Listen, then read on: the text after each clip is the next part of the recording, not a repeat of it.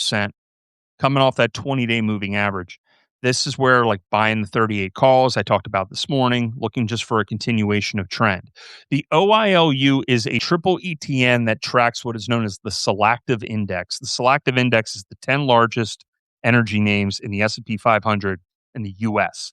So you have Exxon, you have Conoco, Chevron, Valero.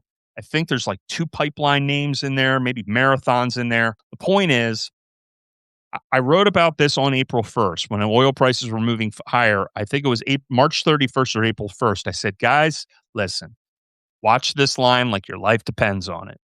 And it was the 8-day and the 20-day moving average. Okay, so no problem, Express. So the point here was we broke down. And then what happened? We hit 2 things that are very critical. One, we went into oversold briefly 2 weeks ago. That was the 17th.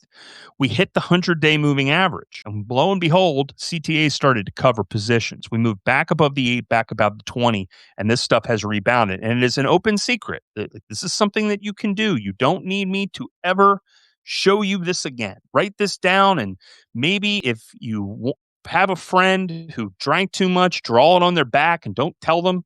And every time they do drink too much, just keep carving it into their back with the Sharpie. The OIOU 20-day moving average. That's all you got to remember. But oversold on it as well. When we get into oversold territory on the RSI, on the OIOU, I'm telling you, go long. Look for a reversal. And all of a sudden, selling becomes buying pretty quickly. This happened last December.